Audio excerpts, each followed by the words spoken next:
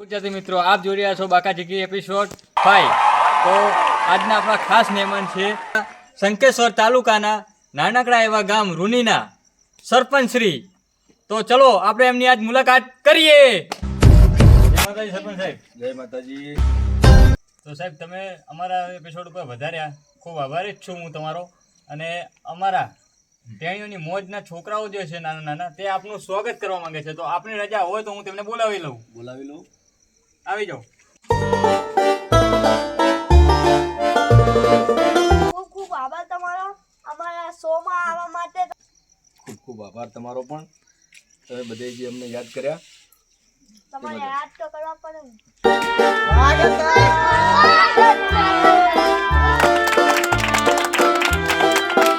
શું કહો સરપંચ સાહેબ, ગામના અંદર બધું બરોબર છે ને? ઓકે છે ને એકદમ? ઓકે। કેસ કરી નાખો એ લાગુ ભાઈ, એટલે શું થયું? એટલે દિવસ ભૈયાને સમજાઈ દો, પણ શું થયું? મજા નહીં આવે એટલે આ ફન જા તો કેસ સરપંચ કરવા જા તો તું કેસ કરવા જા તો એક આ કલાક ભાઈ મજા નહીં આવે શાંતિ રાખો તમે।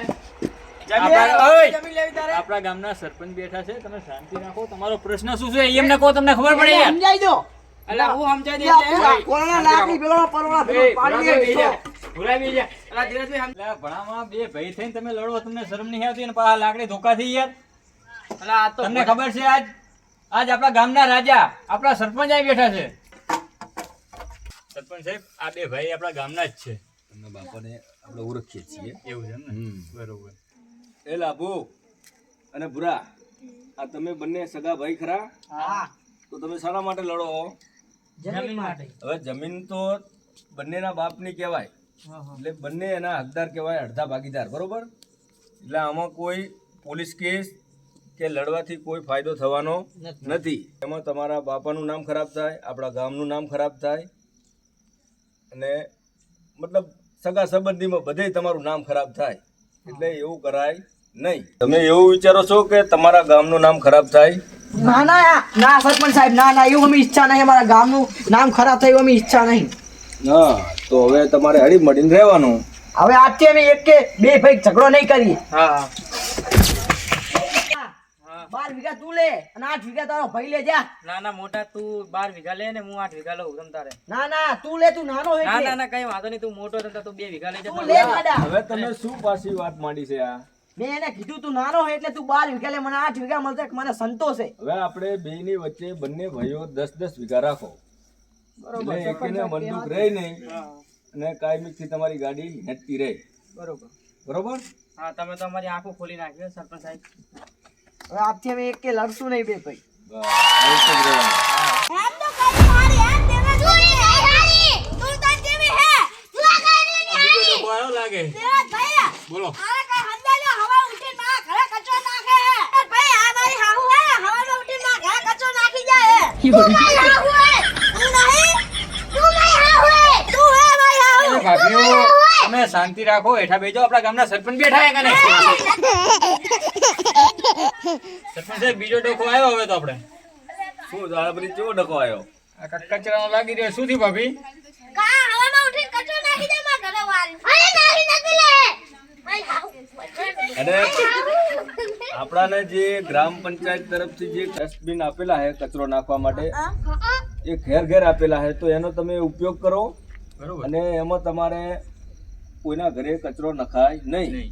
હું તો એમ જ નાખું પણ આ મારી હોહુરી ને તોડી જતી ને હવામાં ઉઠી નાખી દેવા ઉપર અમારા ઘરે નાખે પેલા હવે પછી આપણે કચરો કચરા પેટીમાં જ નાખવો અને આપણા ઘરની આજુબાજુ આપણે સાફ સફાઈ રાખવી। અને હવે પછી તમારે આવી કોઈ કચરા બાબતમાં તમારે લડવું નહીં, બરોબર? અને ગામની સાફ સફાઈ રાખવી એ આપણું ધર્મ છે, અને આપણી આજુબાજુમાં સ્વચ્છતા રાખવી। આપણું ઘર સ્વસ્થ તો આપણે સ્વસ્થ। ઓલે મારા ઘરે ઘઉં નાખી નકલે હા, પણ હવે નહીં નાખવાનું। સરપંચ સાહેબ તમે તો અમને લાઈટ કરાવી દીધી હવે કચરો ડસ્ટબિન પર નાખશું હારું તો તમે લાઈટ કરાવી દીધી છેલે કરાવી દીધો તમે તો અમને દુનિયાની ભાન કરાવી દીધી એ રામ રામ બા હું જાઉં છી રોજ આવી રીતે કહેતા હતા। હા દેવરાજભાઈ ભાઈ। ઉલાને સમજાઈ દેજો આજનું મોટું પોડી પર તાતે ભાગી નાખીશ અરે ભેલું, તું શાંતિ રાખ। હવે તારી જ વાત જોતા હતા, હવે તું આવી ગયો એમ ને? તું રહી જતો હતો તો જો આપણા સરપંચ બેઠા છે યાર। એ મને હા ભઈલું, આજ તો ખાસ તારા માટે જ આયા હી આયા. અરે ભઈલું, રોજે રોજ તારા નામની ફરિયાદ હોય છે કે તું કોઈનું ભોડું ફોડી નાખે, કોઈનો પગ ભાગી નાખે. શું કરું સરપંચ સાહેબ, મને બહુ ખીજ ચડે હે બહુ એટલી બધી ખીજ એટલે હું ચડાવવા ઝઘડા નહીં. કરું. મનને થોડું શાંત રાખવું જોઈએ. બરોબર. ભઈલું, આવા ઝઘડા કરવાથી કોઈ ફાયદો થશે નહીં. અને જો શાંતિથી રહેશો તો ભવિષ્યનો તું સરપંચ બની શકીશ મારી જેમ. ઓહો, હું સરપંચ બનીશ હા, પણ નહીં. તો આજથી ઝઘડા બંધ. બસ. અને આવનારા સમયનો યુવા સરપંચ બની શકે. સાચી વાત છે. બરાબર? તો એના માટે પૂરી મહેનત કરવાની, લોકોની મદદ કરવાની, લોકોની સેવા કરવાની અને ખોટા ઝઘડા કરવાના નહીં. સરપંચ, હું સરપંચ બનીશ. સરપંચ સાહેબ, હું એ સરપંચ બનીશ. તમે હા, કેમ? ભવિષ્યનો તું સરપંચ બનીશ. અરે સરપંચ સાહેબ, તમે તો મારી લાઈટ કરાવી દીધી. હવે પછી હું ઝઘડા નહીં કરું. હવે તો હું હે ને ખૂબ સેવા કરીશ. આવજો. સરપંચ બનીશ, હું સરપંચ બનીશ. ચલો દેવરાજભાઈ, હવે મારે પણ ફોન આવેલો છે અને આવા બીજા પણ ઘરે પણ એવો કેસ આવેલા પડ્યા બરોબર. છે. તો એના માટે જવું પડશે. વાંધો નહીં. જોયું ગુજરાતી મિત્રો, આજ આપણા વચ્ચે આપણા સરપંચ આવેલા હતા. તે એમને બહુ સોલ્યુશન સારી રીતે કરાયા ઝઘડાના. અને ભૈલું પ્લસ લાભાભાઈ એમને આપણે સૂચન કર્યું કે કોઈ ઝઘડા કરવા નહીં અને ઝઘડાના અંદર કોઈ મજા છે નહીં. અને તમે પણ અમારા મહેમાન બની શકો છો નેક્સ્ટ ટાઈમ. જય માતાજી, જય શ્રી કૃષ્ણ.